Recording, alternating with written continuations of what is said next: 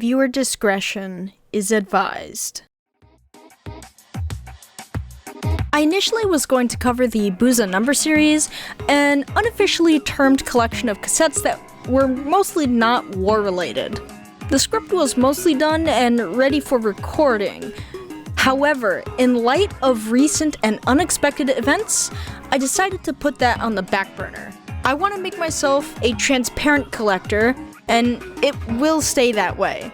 As such, let's cover a piece of lost media that actually didn't appear in any of my lost media suggestion pages. Around May 2023, the impossible happened. One of the most coveted tapes had surfaced online for sale, Slavisha Guyaslaya's Otajbina. You may know this for its VHS counterpart, and while I don't believe NSA was the first to upload the VHS, they were the first to remaster it. Fun fact, did you know that Nasha Zemlya on the VHS is 2 times slower than the version that appears on the cassette? At first, it was a total mystery as to why it didn't sound obviously slow. But upon closer inspection, it turns out that the cassette version only had 2 verses instead of 3, likely due to time constraints. Since the VHS could hold more content time-wise, this alternate version has an additional verse, though the song is still in a lower pitch than its cassette counterpart. Also, the VHS and cassette releases both share the same final track, though the VHS rearranges the tracks a bit, possibly to be more cohesive in its storytelling. As you may know, the VHS has music videos for all but one song, a song that hasn't resurfaced anywhere on the internet yet. Not even the lyrics are searchable on forums or on websites of old. I've looked everywhere. It doesn't even appear as the credit track, as the credit track itself is just a repeat of the last track. Now, this song is the second to last song of the album itself, Majke. Now, remember when I mentioned the cassette going on sale? I, thanks to a tape plug, was able to acquire the cassette. And as said before, I want to stick to being a transparent collector of sorts. So hear me out. I can't release Majke. I just can't. And here's why. Slaya does not want his old work being public. He's generally ashamed of his early work, which is understandable. While I can't confirm it, I believe the NSA uploads of the VHS are gone from the channel for that very reason. Now, I will honor his wish until he feels comfortable with his past work being uploaded to the internet, and it will stay that way in the foreseeable future. Now, how about in a world where this wasn't the case? You know, he didn't give 2 shits about what happened to his album. I still can't upload it. You see, the copy that I have is no ordinary copy. It's actually a reissue, which is arguably rarer than an original release. I mean, what are the chances that an album that had a limited release gets a re-release? Unfortunately, this one has songs playing faster than usual, with the quality being noticeably not so great, and the dupe job being shoddy at best. So for now, Majke is still lost media. But it's not to say that all is lost. Turbofolk, who you may know as Grand Va, has been on the lookout for this album for some time.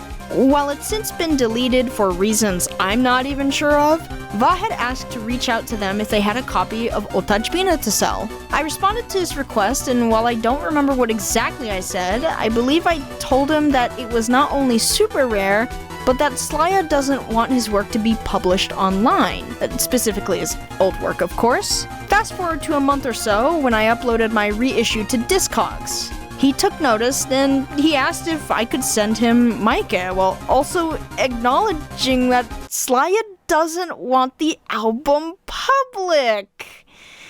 A pro tip, if you want a recording of an album, maybe not say that they don't want it online. Just a thought.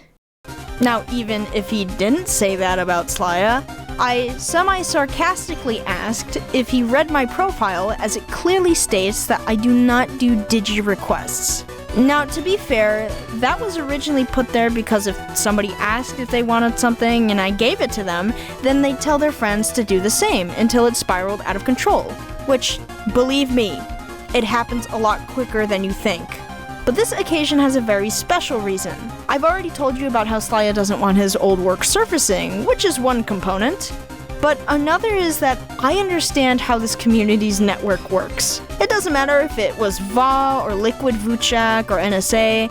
I know if you give these people an inch, they'll take a mile. Meaning, if I gave any of these people the flack, then they'll quietly give it to their friends, who will then give it to their friends, and then the flack will rapidly spread like a virus until it inevitably surfaces on the internet. I know how this network works. I've seen it happen with my stuff before. Oh yeah, you know who you are.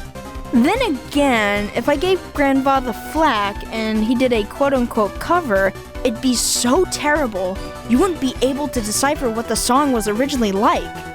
You think I'm joking, but man, have you ever heard his cover of Bojijie?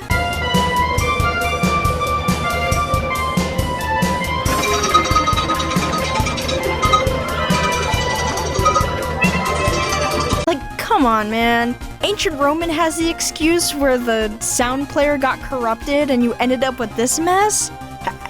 What happened here?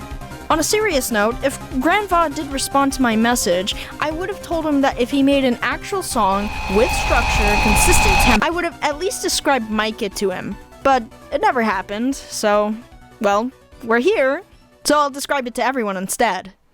Now, Majke is... disappointing. No, really, let me explain. Hi. It's definitely been a while since I last used a webcam, huh? Originally, this segment was me kind of bashing the shit out of Majke, but after finding an interview that talks about Slaya's old works, I realized that, you know, even though I am joking at the end of the day and I do respect his work, that my critiques were just bashing him for no reason, and this was in no way to deter any future collectors or anyone who's acquired this album, but I take it back and just in a cool, calm, collective manner, let me describe to you what Majke really is like. I still stand by the fact that it is very underwhelming. You got elements of the blues, you got just elements of rock, you know, a little bit of that discotheque funk that you get in these albums. But Majke, you don't get as much, you know, it's slow, it's kind of like a send-off song, but it's still an okay song nonetheless. If you want to know what the subject matter is, I mean, do I really have to tell you? You already know. As for its exclusion in the VHS, I could really see it. I mean, honestly, let's just say that the tone fits, right? Where are you gonna put it? The VHS crafts a narrative that is so airtight, you really wouldn't have any place to put the song, because whatever it's trying to say, it's already been said. So about that interview, it's over a decade old. When it was published, it was a year before NSA remastered the VHS. If I'm not mistaken, Slaya himself has again said that it's a very personal project of his. And he was surprised on how certain songs still resonated with the people. I'm pretty sure he indirectly mentions Moi Grad. With this being a very near and dear album in his heart, I realized that there was more to just being ashamed of his old work. Now, as I mentioned in this video, he did personally request NSA to take down the VHS uploads. But when you really think about it, NSA's own brand is basically like revisionism in this sort of way. I know, very weird to say. Imagine, years later, some guy digs up your old work and puts it on his channel where he's referring to war music as kebab removers. Yeah, I don't think you want your name attached to a channel like that. I know, I got a little sidetracked there, but I really wanted to point this out and show this interview. I mean, you can Google translate it for yourself. I think I've even archived it. So, with that said, that's all I really have for you today. And thank you so much for watching. I'll see you in the next video.